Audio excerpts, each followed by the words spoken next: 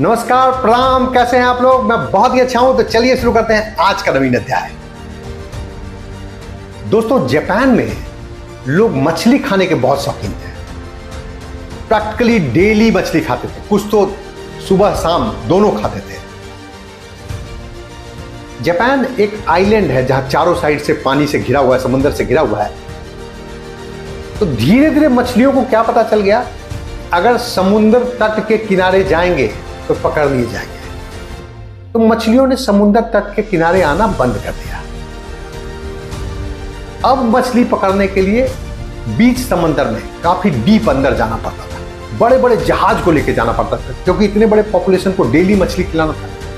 अब बड़े बड़े जहाज को लेके बीच समंदर में जाते थे, तो लौटने में 2-3 दिन का समय लग जाता। तो ये 2-3 दिन में जो मछली पकड़ते थे वो बासी हो जाती थी, खराब हो जाती थी। तो जापान के लोगों ने जो मछली खाना, ये वाला मछली खाया, तो ये कहने लगे अब मछली में वो वाली बात नहीं रह गई, अब मछली में वो वाला टेस्ट नहीं रह गया। और लोग मछली खाना कम कर रहे थे। मछली वाले व्यवसाय से जुड़े हुए लोग थे, उनके लिए बहुत बड़ा चिंता का विषय हो गया। मछली का कंजम्पशन लगातार नीचे गिर रहा था। क्या करें समझ में नहीं आ रहा था। तो इस व्यवसाय से जुड़े, इस इंडस्ट्री के जो लोग थे, सब लोगों ने एक बार एक मीटिंग किया, क्या करना चाहिए। तो उस मीटिंग में डिसाइड हुआ, एक काम करते हैं, अब जब हम लोग जहाज लेके जाएंगे उस पर बड़े बड़े बर्फ की सिल्ली रख लिया जाए, उसको लकड़ी के बुरादे से कवर कर दिया जाए ताकि बर्फ पिघले नहीं। और मछली जैसे ही पकड़ेंगे इस बर्फ के बीच में रख देंगे, तो मछली जो है फ्रेश फॉर्म में मार्केट में पहुंचेगी। ऐसा किया गया। लेकिन जब जापान के लोगों ने खाया, उनको फिर भी मजा नहीं आया। ये फ्रोजन फिश था, पहले फ्रेश फिश खाते थे, अब तो ये फ्रोजन टाइप का फिश हो गया था, इसमें उनको वो मजा नहीं आता। बोले मछली में अब वो वाली बात नहीं रह गई, अब मछली का वो टेस्ट नहीं रह गया। उद्योग से जुड़े लोगों को समझ में नहीं आ रहा था, अब क्या करें। फिर उन्होंने डिसाइड किया एक बार मीटिंग बुलाई जाए, फिर से मीटिंग। इस बार काफी एक्सपर्ट लोग सब आए, क्या करना चाहिए, काफी ब्रेनस्टॉर्मिंग हुआ, काफी बात विचार विमर्श हुआ।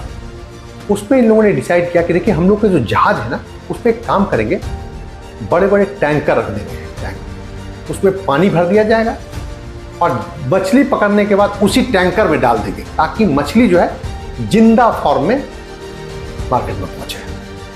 तब जापान के लोगों ने वो वाला मछली खाया, फिर वही बोला, फिर उनका फीडबैक यही था, मछली में वो वाली बात नहीं रह गई, पहले वाला टेस्ट अब मछली में नहीं आता है। अब तो जिंदा फॉर्म में मछली मार्केट में पहुंच रहा था, तब भी लोगों को मजा नहीं आ रहा था। एक्चुअली हो ये रहा था, जब मछली को टैंक में डाल दिया जाता तो प्रैक्टिकली उनका लाइफ एकदम डल, बोरिंग, कोई चैलेंज नहीं। समुद्र में जब मछलियां आती थी तो दिन भर इधर उधर घूमना, समुद्र के थपेड़े में घूमना, बाहर में बहुत सारा रिस्क रहता था, बड़ी बड़ी मछलियां होती थी जो खा जाती थी। तो ये मछलियां एकदम सुपर अलर्ट रहती थी वहां पे। और जब टैंक में आ गई थी, प्रैक्टिकली उनके एनवायरनमेंट में, उनके लाइफ में कोई चैलेंज रह ही नहीं गया था, एकदम डल बोरिंग लाइफ। तो मछलियां जिंदा तो थी, लेकिन प्रैक्टिकली वो लाइफलेस थी।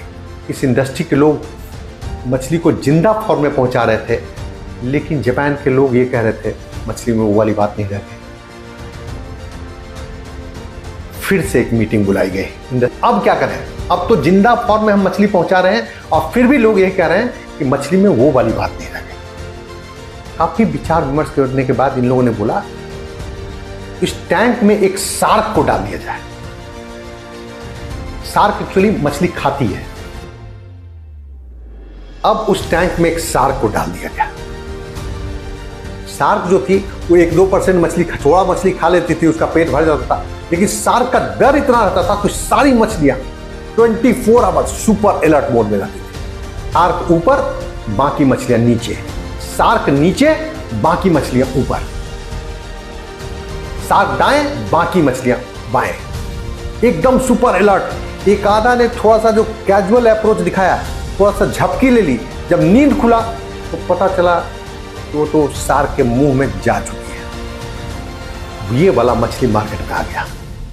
जापानियों ने खरीदा और खाने के बाद जापानियों ने बोला मछली में एकदम पुराना वाला टेस्ट आ गया, मजा आ गया, एकदम वही वाली बात, पुरानी वाली बात हो गई। जबरदस्त तरीके से सारा प्रॉब्लम, उस इंडस्ट्री का सारा प्रॉब्लम सॉल्व हो गया और मछली का कंजम्पशन फिर बहुत तेजी से बढ़ने लगा। तो इस कहानी का 2 की टेकआउट है। पहला ये कि जब भी कभी आप कोई प्रॉब्लम में है,